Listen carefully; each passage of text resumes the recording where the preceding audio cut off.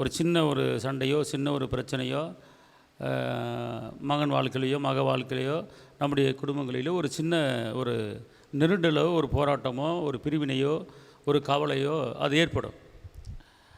அப்போ நீங்கள் நினைக்கலாம் ஏற்படுது அப்படின்னா, சரி என்னடா இப்போ தான் கூட்டத்துக்கு போயிட்டு வந்து இப்போ தான் துதிக்கு போயிட்டு வந்தால் ஆராதனைக்கு போயிட்டு வந்தால் ஒரு நல்ல செய்தி வரும்னு பார்க்குற ஒரு கெட்ட செய்தி வந்திருக்கிறது, வீட்டில் பிரச்சனை சண்டை போராட்டம் இப்படி தான் வருது, ஒரு நல்ல செய்தி வராதா அப்படின்னு நீங்கள் நினைக்கலாம்.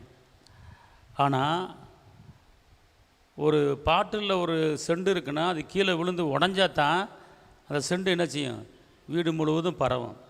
அது உள்ளேயே பூட்டியிருந்தால் பரவாது. அதே போல் நம்முடைய வாழ்க்கையில் உடைக்கப்பட வேண்டும். நம்முடைய வாழ்க்கை மனவீசுகிற ஒரு வாழ்க்கை இருக்க வேண்டும்னால் உடைக்கப்பட வேண்டும். உபத்திரப்படாமல் ஒரு காரியத்தை சாதிக்க முடியாது. சங்கீதம் 119:72 சொல்லுது, உபத்திரவு பட்டது நல்லது, கர்த்தருடைய பிரமாணங்களை கற்றுக்கொண்டீங்கன்னு சொல்லப்பட்டிருக்கு.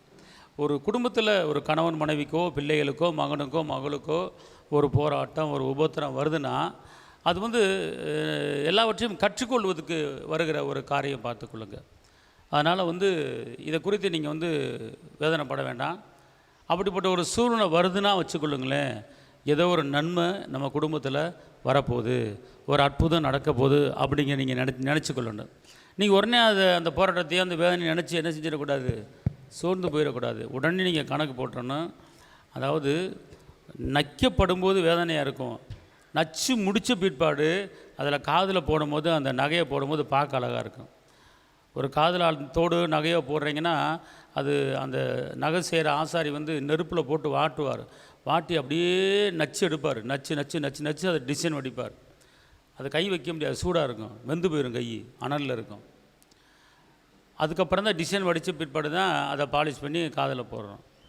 சும்மா டிசைன் வடிக்க முடியாது, நெருப்பில் போட்டால் தான் டிசைன் வடிக்க முடியும். ஒரு நகையோ ஒரு இரும்போ ஒரு கத்தி செய்கிறதோ ஒரு அருவா செய்கிறதோ ஒரு பட்டா ஒரு பெரிய பட்டாவை நெருப்பில் காய போட்டு பழுக்க காய வச்சு அதுக்கப்புறம் தான் அருவாள் என்ன செய்வாங்க, அருவாள் அடித்து அந்த இது செய்வாங்க. சும்மா அந்த பட்டா அந்த இரும்பு பட்டா வளைஞ்சு கொடுக்காது, நெருப்பில் போட்டு வாட்டினா தான் வளைஞ்சு கொடுக்கும். அப்போ அதுக்கப்புறம் ஒரு உருவம் வந்த பிற்பாடு தான் அது பயன்படுகிற ஒரு பொருளாக என்ன செய்கிறது இருக்கிறது. அப்போ இன்றைக்கி நம்முடைய வாழ்க்கையில் நம்ம குடும்பத்தில் ஒரு பயன்படுகிற ஒரு பொருளாக மாற வேண்டுமென்றால் நாம் நெருப்பில் போட்டு வாட்டப்பட வேண்டும். அப்படின்னா அது எதுக்கு எவ்வளோ நேரம் நெருப்பில் போட்டு வாட்டுவாங்க? ஒரு அருவா செய்கிறாங்கன்னு வச்சுக்கொள்ளுங்க. அந்த அருவா செய்கிறவங்க ஒரு இரும்பு பட்டா மாதிரி இருக்கும், அந்த இரும்பு பட்டாவை நெருப்பில் போட்டு என்ன செய்வாங்க, பழுக்க காய்ச்சுவாங்க. பழுக்க காய்ச்சி என்ன செய்வாங்க, அது சுற்றில நெய்ன்னு அடிப்பாங்க. அடித்து அது ஒரு லெவலுக்கு வந்தோடனே அதை அப்படியே வளைச்சி வளைச்சி வளைச்சி வளைச்சி அந்த அருவா மாதிரி என்ன செய்வாங்க கொண்டு வருவாங்க, ஒரு கத்தி மாதிரி என்ன செய்வாங்க கொண்டு வருவாங்க. அப்போ அதை அந்த வளைச்சி வந்த பிற்பாடு தண்ணிக்குள்ளே போட்டோன்னே டெம்பர் ஆயிரும், அதுக்கப்புறம் அதை பயன்படுத்துவாங்க. 24 மணி நேரம் அதவே அடிச்சுக்கிட்டு இருக்கோம். ஒரு குறிப்பிட்ட நேரம் தான், அது குறிப்பிட்ட நேரம் பழுக்குது, குறிப்பிட்ட நேரத்தில் நிற்கிறாங்க, அந்த குறிப்பிட்ட நேரத்தில் அது டிசைன் வந்துடுது, அதுக்கப்புறம் தண்ணியில் போடுறாங்க, அதுக்கப்புறம் அது பயன்படுகிற ஒரு பொருளாக மாறிவிடுகிறது. அதுக்கப்புறம் நெருப்பில் போட வேண்டிய அவசியம் இல்லை. அதே போல தான் நம்முடைய வாழ்க்கையில் ஒரு டைம் நெருப்பில் போட வேண்டிய நிலைமை, ஒரு டைம் அடிக்கப்பட வேண்டிய நிலைமை, ஒரு டைம் அது அழகாக வணைகிற ஒரு நேரம், பட்டை தீட்டுகிற ஒரு நேரம், டிசைன் வடிக்கிற நேரம், அதுக்கப்புறம் காலம்பூரா பளபளப்பாக அநேகர்களுக்கு வெளிச்சம் கொடுக்குற ஒரு பிள்ளைகளாக என்ன செய்ய முடியும், மாற முடியும்.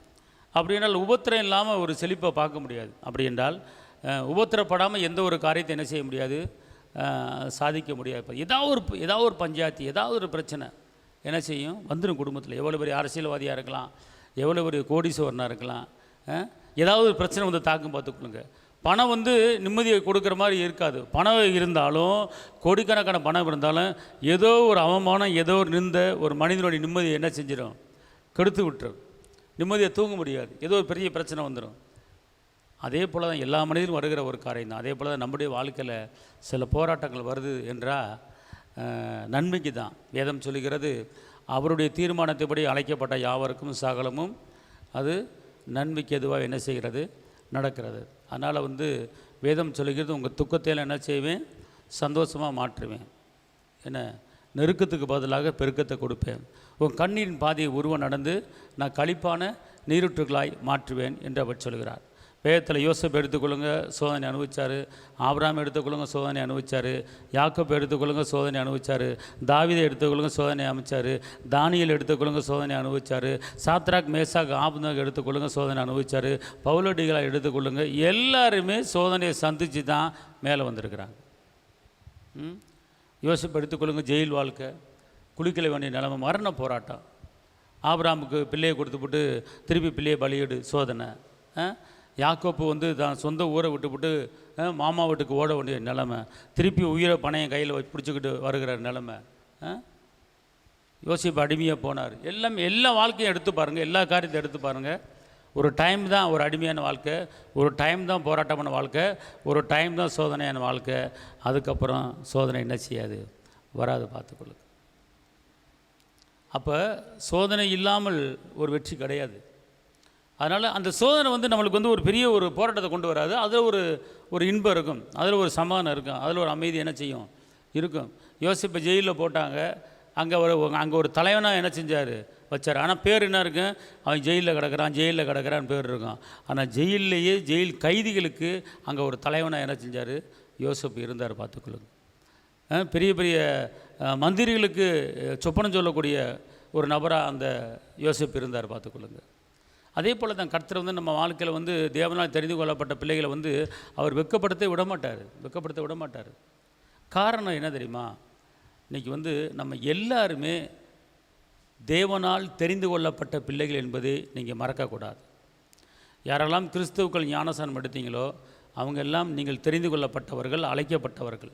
நீங்கள் இதுக்கு முன்னாடி நீங்கள் இன்னும் எங்கெங்கே போயிருக்கலாம், ஆனால் இயேசுவை சொந்த இரட்சகராக ஏற்றுக்கொண்டு ஞானஸ்நானம் எடுத்து அவர் பிள்ளையை நீங்கள் மாறிட்டீங்கன்னா நீங்கள் வந்து இந்த பூமிக்கு உரியவர்கள, நீங்கள் பரலோகத்துக்கு உரியவர்கள்.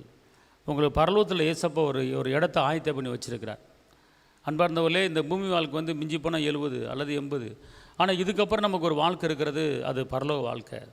அந்த பரலோக வாழ்க்கையில் தேவ தூதர்கள் போல் நம்ம என்ன செய்ய போகிறோம், இருக்க போகிறோம். இந்த உலகத்தில் எத்தனையோ மனிதர்கள் இருக்கிறாங்க. ஆனால் அத்தனை மனிதர்கள் மத்தியில் நம்மளை பெயர் சொல்லி அழைத்து நம்மளை பிள்ளையாக மாற்றி நம்முடைய பாவங்களை மன்னித்து பரலோகத்துக்கு பிரவேசிக்க முடியும் உங்களை என்ன தெரிஞ்சுக்கிட்டாருன்னா அது கர்த்தருடைய ஈவுனால் நம்ம தெரிஞ்சுக்கிட்டோம். அவர் இல்லைன்னா நம்ம இந்த மாதிரி இருக்க முடியாது, பார்த்துக்கொள்ளுங்க. எல்லாத்துக்கும் நம்பிக்கை இருக்க வேண்டும். நீங்கள் நினைக்கலாம், உலகத்தில் இயேசுவை கும்பிடாதவங்க, இயேசுவை வழிபடாதவங்களாம் நல்ல செல்வ செழிப்பாக இருக்காங்க, நல்லா நகநாட்டு சேர்த்துக்கிட்டு இருக்காங்க, வீடு வாங்கிட்டு இருக்கிறாங்க, நமக்கு அந்த தகுதி இல்லையே, நம்மளுக்கு அந்த பிரச்சனை இல்லை, நம்மளுக்கு அந்த மாதிரி ஒரு செழிப்பான ஒரு வாழ்க்கை இல்லையே அப்போ நீங்கள் நினைக்கலாம். ஆனால் நீங்கள் வந்து தங்கத்தில் ரோடு போட்ட அந்த ரோட்டில் நீங்கள் நடக்கிறதுக்கு கர்த்தர் உங்களை பெயர் சொல்லி அழைச்சிருக்கிறார். ஆமேன். ஆனால் மற்றவர்கள் அந்த தங்க போட்ட ரோடை பார்க்க முடியாது. ஆனால் நீங்கள் நானும் தங்கத்தில் ரோடு போட்டதை பார்க்க போகிறோம். ஆமேன். இந்த பூமியில் எங்கேயுமே தங்க ரோடை நீங்கள் பார்க்க முடியாது. ஆனால் பரலோகத்தில் தங்க ரோடு இருக்கிறது. அதில் கால் வச்சு நீங்களும் நடக்க போகிறோம். அப்பேற்பட்ட கிருபை பெற்றவர்கள் நாம். அதனால் வந்து நமக்கு செழிப்பு இல்லைன்னு சொல்லாங்க, கர்த்தர் நமக்கு செழிப்பை கொடுத்துருக்கிறார், உயர்வை கொடுத்துருக்கிறார். நம்முடைய வாழ்க்கையில் எப்படி இருக்கணுமோ அப்படி தான் கர்த்தர் செய்வார், பார்த்துக்கொள்ளுங்க. ஆமேன். நீங்கள் ஒரு வசனத்தை வாசித்து பாருங்கள். சங்கீதம் 66:12. மனுஷரை எங்கள் தலையின் மேல் ஏறப்போக பண்ணினீர், தீயையும் தண்ணீரையும் கடந்து வந்தோம், செழிப்பான இடத்தில் எங்களை கொண்டு வந்து விட்டீர். கர்த்தர் எங்கே கொண்டு வந்திருக்கிறாரு, நம்மளை செழிப்பான இடத்துல என்ன செஞ்சிருக்கிறாரு, கொண்டு வந்திருக்கிறார். அப்போ மனுஷரை எங்கள் தலையின் மேல் ஏறி போக பண்ணிரு. இன்றைக்கி வந்து நம்ம வாழ்க்கையில் வந்து நம்மளை வந்து நிறைய மனிதர்கள் வந்து என்ன செய்யலாம், கேவலப்படுத்தலாம், நிந்திக்கு உட்படுத்தலாம், அவமானத்துக்கு உட்படுத்தலாம், நம்ம தலைமையில் ஏறி நடக்கும்படியாக நம்ம ஒரு சூழ்நிலை தள்ளப்படலாம். அநேகர் நம்மளை வந்து இகழ்வாக பேசலாம், துர்ச்செய்தியை பேசலாம், நம்ம தலைமையில் ஏறி போகிறதுக்கு சில காரியங்கள் அனுமதிக்கலாம்.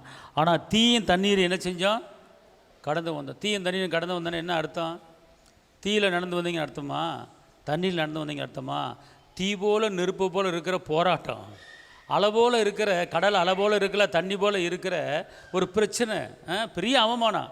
அதான் தீயும் தண்ணீர் என்ன செஞ்சுருக்கிறோம், கடந்து வந்திருக்கிறோம். ஒரு தீக்குள்ளே கடந்து வந்தோன்னா நம்ம உயிர் போகுமா போகாதா அப்படிங்கிற நிலைமையில் இருப்போம்.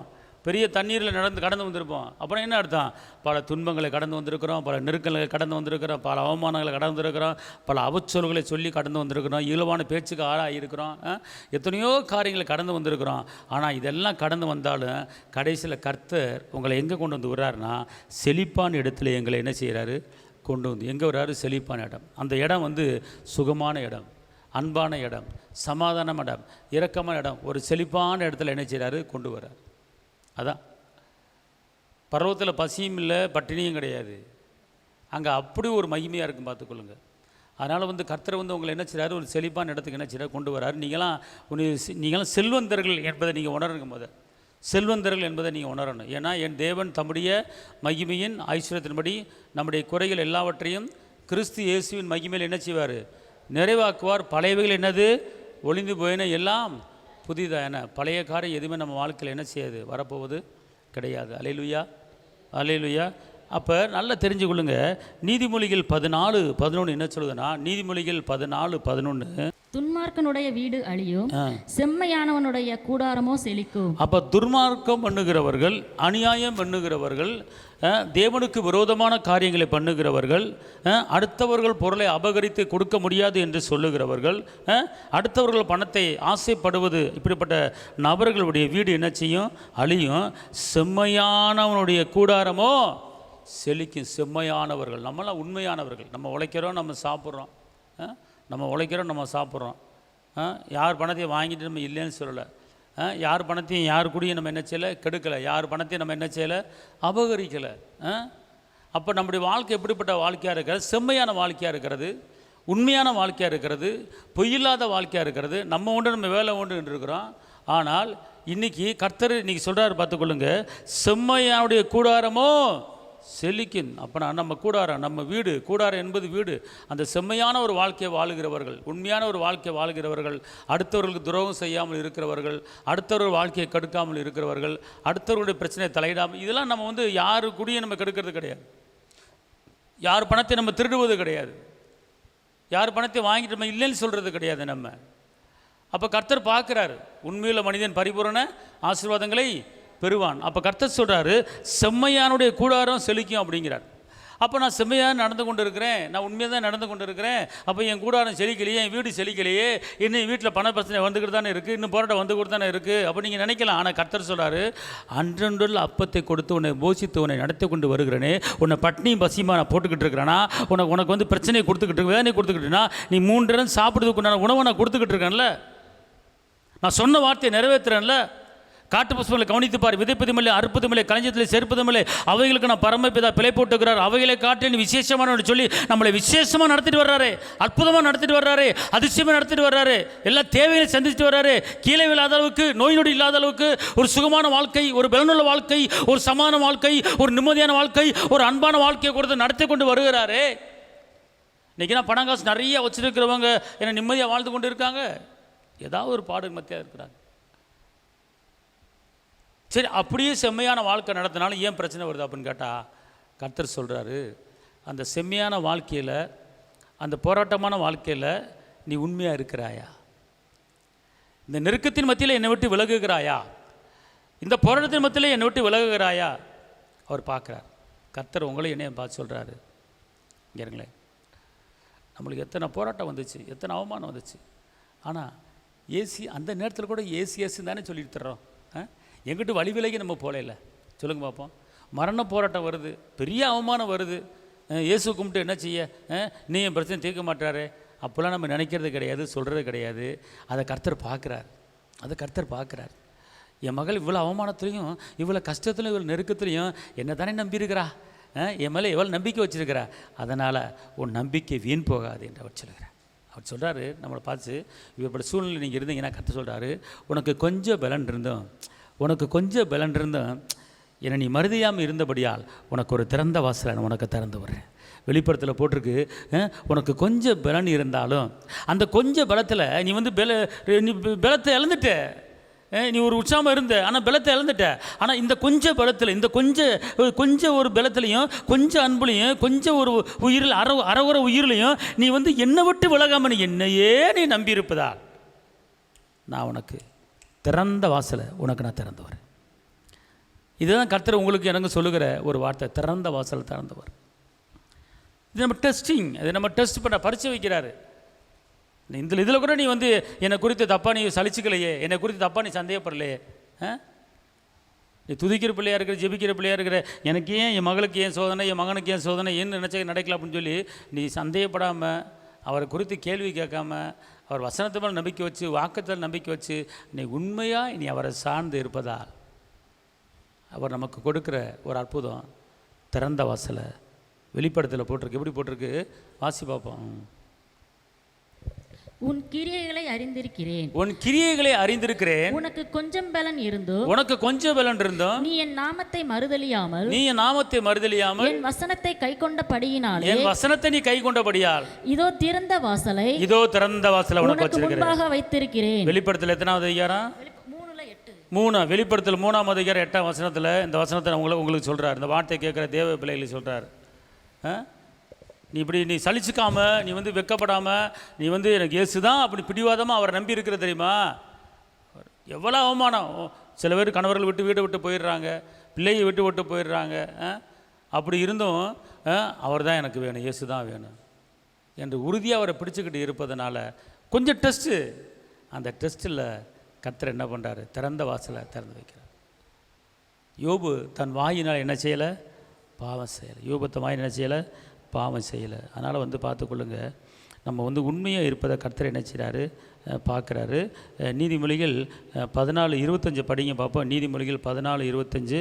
மெய்சாட்சி சொல்லுகிறவன் உயிர்களை ரட்சிக்கிறான், வஞ்சனைக்காரனோ பொய்களை ஊதுகிறான். வஞ்சனைக்காரன் பொய்களை ஊதுகிறான், மெய்சாட்சி சொல்லுகிறவன் உயிர்களை காப்பாற்றுகிறான். அநேக உயிர்களை என்ன செய்கிறான்?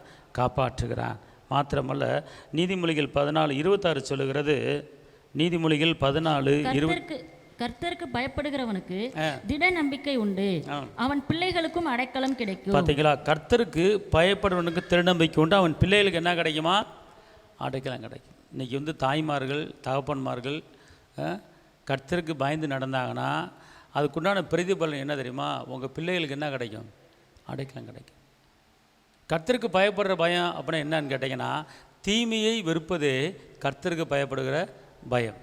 அப்போனா நீங்கள் வந்து நீ தாய்மாருக, தகப்பன்மாருக, பெரியவர்கள், பிள்ளையை பெற்றவர்கள், ஏன்னா தீமைகளை வெறுத்துட்டிங்கன்னா, அநியாயத்தை வெறுத்துட்டிங்கன்னா, அட்டுழித்தை வெறுத்துட்டிங்கன்னா, கர்த்தர் உங்களுக்கு ஒரு கிருபை கொடுக்குறாரு, கிஃப்ட்டு கொடுக்குறாரு. உங்கள் பிள்ளைகளுக்கு என்ன கிடைக்குமா? அடைக்கலம் கிடைக்கும். உங்கள் பிள்ளைகள் வாழ்ந்திருப்பார்கள், உங்கள் பிள்ளைகள் உயர்ந்திருப்பார்கள், உங்கள் பிள்ளைகள் செழித்திருப்பார்கள், உங்கள் பிள்ளைகளுக்கு பாதுகாப்பு, அடைக்கலாம். கர்த்தர் சொல்கிற வார்த்தை பார்த்துக்கொள்ளுங்க. இன்றைக்கி அநேக தாய்மார்கள், தகப்பன்மார்கள் கஷ்டப்பட்டு பிள்ளைகளை வளர்த்து ஆளாக்குறாங்க. ஆனால் தாய் தகப்பன் பட்ட கஷ்டம் பிள்ளைய படாது. அதான் இங்கே சொல்லப்பட்டிருக்கு. ஏன் அப்படி சொல்லப்பட்டிருக்கு அப்படின்னு கேட்டால், இன்றைக்கி வந்து கர்த்தருக்கு பயப்படுகிறவனுக்கு அவன் பிள்ளைகளுக்கு என்ன கிடைக்குமா? கர்த்தருக்கு பயப்படுறவனுக்கு திட நம்பிக்கை உண்டு. கர்த்தருக்கு பயப்படுறவனுக்கு என்ன உண்டு? அவன் பிள்ளைகள் எப்படி இருப்பாங்களாம்? அடைக்கலமாக இருப்பாங்க. அடைக்கலம் என்னது? பாதுகாப்பு, சுகம், பலன். இன்றைக்கி வந்து நம்ம செய்கிற அந்த கிரியைகள், இன்றைக்கி தாய்மார்கள், தகப்பன்மார்கள் செய்கிற கிரியைகள் நம்முடைய பிள்ளைகள் என்ன செஞ்சுருப்பாங்க? வாழ்ந்துடும். பிள்ளையை கஷ்டப்பட மாட்டாங்க, பிள்ளைகளுக்கு பாதுகாப்பு. நம்முடைய உன் சந்ததி ஒளிமுறை கண்டுபோல வளர்ந்துருக்கின்ற வசனத்தின்படி, நீ பிள்ளைகளையும் சமானத்தை பார்ப்பேன்ற வசனத்தின்படி நம்முடைய சந்ததி என்ன செய்யும்?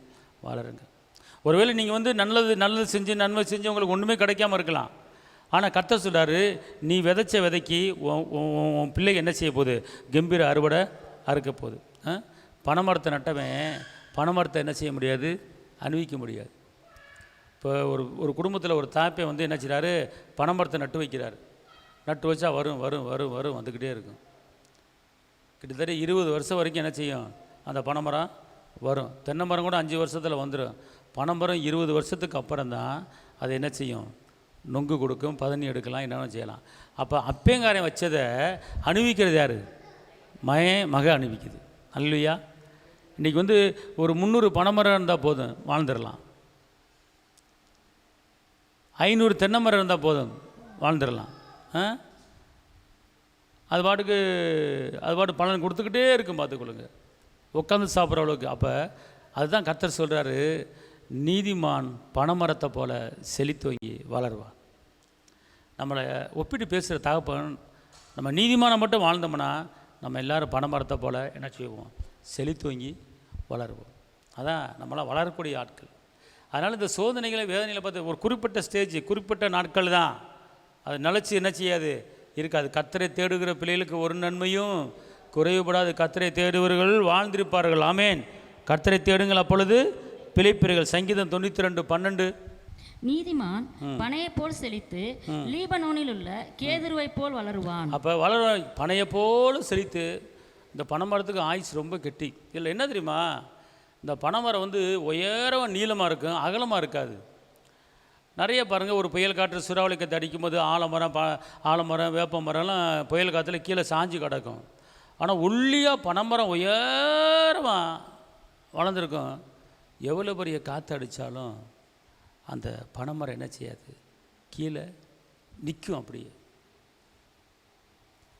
இப்போ சுனாமி அலை வந்தபோது வேளாங்கண்ணி பக்கம் ஒரு அலை அடிச்சுட்டு போய் ஒரு பனைமரம் தடுத்து ஒருத்தன் பனைமரத்தை பிடிச்சிட்டு என்ன செஞ்சுருக்கிறான், உயிர் பழைச்சிட்டான். அலை அடித்ததில் பனைமரத்தை பிடிச்சி அங்கேருந்து அலை அடிச்சுட்டு போது தண்ணிக்குள்ளே வளர்ந்துருக்கான். அப்படியே விட்டுருந்து அழைச்சி போயிருக்கோம். ஆனால் ஊடால பனைமரம் இங்கேயே நின்றுருக்கு. அந்த பனைமரத்தை பிடிச்சிட்டு அப்படியே பிடிச்சிட்டான். பனைமரத்தை பிடிச்சோன்னே கட்டி பனைமரத்தை பிடிச்சிட்டான். தண்ணி அவனை தாண்டி போயிடுச்சு. அப்படியே நேராக பனைமரத்தில் ஏறிட்டான் பார்த்துக்கொள்ளுங்க. அப்புறம் தண்ணி கொஞ்சம் வத்த ஆளுங்க வந்து என்ன செஞ்சாங்க, பனைமரத்துலேருந்து அவனை காப்பாற்றினாங்க. பனைமரம் அடுத்த உயிர்களை காப்பாற்றுது பார்த்துக்கொள்ளுங்க. அவ்வளோ, ஏன்னா எல்லா மரமும் சாஞ்சு கிடக்கு. நிறைய வீடுகள் சென்ட்ரிங் போட்ட வீடு கூட என்ன செஞ்சுருக்கு, சாஞ்சு கிடக்கு. சென்ட்ரிங் போட்ட வீடு சாஞ்சிருக்கு, அன்றைக்கி ஓட்டு வீடு சாஞ்சிருக்கு. வீடே கண்ணுக்கு தெரியல அந்தளவுக்கு. ஆனால் பனைமரம் அவ்வளோ பெரிய சுனாமிக்கு கீழே விழல, அப்படி நிற்கிது பார்த்துக்கொடு. அதான் கர்த்தர் சொல்கிறார், நீதிமான் பனைமரத்தை போல செழித்துங்கிறார். நம்மளாம் பனைமரம். நம்மளாம் யார்? பனைமரம். எவ்வளோ பெரிய புயல் காற்று, எவ்வளோ பெரிய சூறாவளி காற்று, எவ்வளோ பெரிய சுனாமி நம்ம மேலே மோதினாலும் நம்ம கீழே விழப்போவது கிடையாது. கர்த்தர் நம்மளுக்கு துணை நிற்கிறார். ஆமென். அல்லேலூயா, அல்லேலூயா. அதனால தான் ஏசப்பா சொல்கிறாரு லூக்கால வந்து, என் வார்த்தைகளை கேட்டு அதன்படி செய்கிறவன் கண்மலையில் வீடு கட்டவனுக்கு ஒப்பாக இருக்கிறான், என் வார்த்தைகளை கேட்டு அதன்படி செய்யாதவன் மணலில் வீடு கட்டவனுக்கு ஒப்பாக இருக்கிறான். லூக்கா 6ஆம் அதிகாரத்தில் சொல்லப்பட்டிருக்கிறது. அப்போ நம்மளாம் நாட்டப்பட்டவர்கள், என்ன பனைமரம் போல செலுதி வளரக்கூடிய நபர்கள். இன்னொரு வசனத்தை வாசிப்போம். சங்கீதம் 92:13. கர்த்தருடைய ஆலயத்திலே நாட்டப்பட்டவர்கள் எங்கள் தேவனுடைய பிரகாரங்களில் செழித்திருப்பார்கள். பார்த்தீங்களா, செழிக்கிறதுக்கு எத்தனையோ வழிகள் இருக்கிறது. ஆனால் அதில் ஒரு வழி, கர்த்தருடைய ஆலயத்திலே நாட்டப்பட்டவர்கள் செழித்திருப்பார். அப்படி என்றால் ஒரு சபை என்று ஒன்று இருக்கிறது, ஆலயம் ஒன்று இருக்கிறது. எதுக்கு சபையில் வந்து அங்கத்தினர்களாக நாங்கள் இந்த சபை விசுவாசி அந்த சபை விசுவாசி ஏன் சொல்கிறாங்கன்னு கேட்டிங்கன்னா, அந்த சபையில் வந்து நிலச்சி இருக்கிறவங்க செழித்திருப்பார்கள். வேதம் சொல்லுகிறது, நீங்கள் சபையிலே நாட்டப்பட்டிருந்தால், சபையிலே நாட்டப்பட என்ன அர்த்தம், நல்லா ஊண்டி, நல்லா வேரூந்து ஊண்டி அந்த வேற சாய்க்க முடியாத மரமாக நிற்கிது பாருங்கள், அதுதான் நாட்டப்பட்டவர்கள். அப்போ இந்த சபைக்கு வருகிற ஒவ்வொருவரும் இந்த சபையில் நாட்டப்பட்டவர்களாக இருக்கும்போது அவர்கள் வாழ்க்கை செழிப்பான வாழ்க்கை என்ன செய்யும், அது மாறும். பார்த்துக்கோ. ஒரு சில பேர் சபைக்கு வர்றாங்க வந்து ஞாயிற்றுக்கிழமையான எங்கேயுமே போக மாட்டாங்க. எங்கள் சபை ஆராதனை கலந்துக்கிட்டு தான் எங்கே வேணாலும் போவேன் அப்படின்னு சொல்கிறத நான் கேட்டிருக்கிறேன். அந்தளவுக்கு சபை மேலே ஒரு பக்தி வைராக்கியம் நமக்கு இருக்கணும். அந்த ஞாயிற்றுக்கிழமை எனக்கெல்லாம் நல்லா ரசிக்கப்பட்ட புதுசில் ஞாயிற்றுக்கிழமை எப்படா வரும்னு ஓடுவேன். அந்த ஞாயிற்றுக்கிழமை ஆராதனையில் போய் இந்த சர்ச்சை கூட்டி, சர்ச்சை தொடச்சி, ஜன்னலை தொடச்சி, அந்த மைக்கெல்லாம் தொடச்சி எடுத்து வைக்கிறதுல அதில் ஒரு அனாதி சந்தோஷம் பார்த்துக்கொள்ளுங்க. இவ்வளோ பேர் சர்ச்சை நான் ஒரு ஆளை தொடப்பேன் பார்த்துக்கொள்ளுங்க. ஒரு ஆளை தொடப்பேன், எல்லா வேலையும் பார்ப்பேன். 9 மணிக்கு ஆறான 8 மணிக்கு வந்துடுவேன். கர்த்தர் பார்த்தாரு, இன்றைக்கி அப்படி செஞ்சதுனால இன்றைக்கி இப்படி நிற்க வச்சுருக்கிறார். அல்லேலூயா. அதனால் கர்த்தருடைய ஆலயத்தில் நாட்டப்பட்டவர்கள் செழித்திருப்பார்கள். நீங்கள் கர்த்தருக்காக ஏதாவது ஒன்று செஞ்சீங்கன்னா அதுக்குன்னா பலனை கண்டிப்பாக கர்த்தர் கொடுக்க இருக்க மாட்டார். எல்லாத்துக்கும் பதில் வந்துடும் பூமியில், எல்லாத்துக்கும் பதில் பூமியில் வந்துடும். நீங்கள் கர்த்தருடைய ஊழியத்துக்கு, சபைக்கு, ஆலயத்துக்கு ஒன்று செஞ்சீங்கன்னா கர்த்தர் 100 1000 உங்களுக்கு பலன் கொடுக்க வல்லவராக இருக்கிறார். ஒன்றுக்கு மாத்திரம் பலன் கிடைக்காது, ஒன்றுக்கு மாத்திரம் பலன் கிடைக்கிது. என்ன தெரியுமா, அதுக்கு பலன் இருக்குது, ஆனால் செத்த பிற்பாடு பலன் இருக்குது, நியாய தீர்ப்பில் பலன் இருக்குது. இப்போ இந்த பூமியில் நீங்கள் வாழ்கிறீங்க, ஆலயத்துக்கு வர்றீங்க, சர்ச்சுக்கு வர்றீங்க, இந்த ஆலயம் சம்மந்தப்பட்ட காரியத்துக்கு ஊழியத்துக்கு உதவி செய்கிறீங்க, காணிக்கை கொடுக்குறீங்க, தசமாக கொடுக்குறீங்க, இங்கே ஒரு ஃபங்க்ஷனுக்கு சாப்பாட்டுக்கு காசு கொடுக்குறீங்க, இந்த டிவி மினிஸ்ட்ரிக்கு காணிக்கை கொடுக்குறீங்க. இதெல்லாம் வந்து நீங்கள் செய்யும்போது இதுக்குண்டான பலன், இதுக்குண்டான அறுவடை நீங்கள் வந்து பூமியிலே பார்த்துருவீங்க. உங்களுக்கு இங்கேயே கிடைக்கும், இல்லைன்னு சொல்ல மாட்டார். 100 விதைச்சா 1000 கிடைக்கும், 1000 வச்சா 1,00,000 தருவார். அவர் தராமல் இருக்கும்போது கண்டிப்பாக தருவார். ஆனால் ஒரு காரியத்துக்கு நம்ம செய்யும்போது பலன் பரலோகத்தில் இருக்குமா? என்ன சொல்கிறாருன்னா, குருடருக்கும் செவிடருக்கும் ஊனருக்கும் நீங்கள் உதவி செய்யும்போது இந்த பூமியில் உங்களுக்கு என்ன கிடைக்காதான்? பலன் கிடைக்காதான்? பலன் எங்கே கிடைக்குமா? பரலோகத்தில் கிடைக்கும். ஏசப்பா சொல்கிறார், பைபிள் இருக்குது, மத்தேயு, மார்க், லூக்கா இருக்குது. இந்த பூமியில் நீங்கள் ஒரு செவிடனுக்கோ, ஒரு முடவருக்கோ, ஒரு சப்பானிக்கோ, ஒரு கண்ணு தெரியாதவங்களுக்கோ ஒரு சின்ன ஒரு உதவி பண்ணிங்கன்னா, அதாவது ஒரு டம்ளர் தண்ணி கொடுத்தா அதுக்குண்டான பலனை, ஒரு டம்ளர் தண்ணி கொடுத்தீங்கன்னா அதுக்குண்டான பலனை கொடுக்காமல் இருக்க மாட்டேன், கண்டிப்பாக தருவேன். ஒரு டம்ளர் தண்ணிக்கு என்ன பதில் தருவேங்கிறார். ஒரு டம்ளர் தண்ணிக்கு பதில் தருவேங்கிறாரு. தண்ணி வந்து இலவசம் எங்கே வேணாலும் கிடைக்கும். ஒரு டீ கடைக்கு போனால் ஒரு தண்ணி இலவசம் கிடைக்கும். ஆனால் கத்துறாரு, நீ ஒருத்தனுக்கு தண்ணி கொடுத்த, ஒரு டம்ளர் தண்ணி கொடுத்தா கூட அதுக்குண்டான பலனை உனக்கு நான் தருவேன் அப்படிங்கிறார். அதனால் கர்த்தருக்கு கொடுக்குறவர்கள் வந்து யாரும் வெட்கப்பட்டு போனது கிடையாது. பூமியில் அவங்க என்ன செஞ்சுருப்பாங்க? செழித்திருப்பார்கள். அதான் ஆலயத்தில் நாட்டப்பட்டவர்கள் எப்படி இருப்பாங்களா? செழித்திருப்பார்கள். நாட்டப்பட்டிருக்கணும். ஆலயத்தில் நாட்டப்பட்டவர்கள், ஆலயத்துக்கென்று கொடுக்கிறவர்கள், ஊழியத்தை தாங்குறவர்கள் வந்து செழித்திருப்பார்கள். அதனால் வந்து கர்த்தர் சொன்ன ஒவ்வொரு வார்த்தையும் உண்மை, சத்தியம், அது நிறைவேறும். அதனால் வந்து தருத்திரம் ஏன், போராட்டம் ஏன் சொல்லாதீங்க. அதெல்லாம் ஒரு குறிப்பிட்ட ஒரு டைம் தான். அவ்வளோ காலம் பூரா அப்படி என்ன செய்ய மாட்டீங்க, இருக்கவே மாட்டீங்க. கர்த்தர் நம்மளை வந்து உயர்ந்த இடத்துல வைப்பார். அதனால் இந்த நாட்களிலே கர்த்தரை நம்புங்க, அவர் வார்த்தையை நம்புங்க.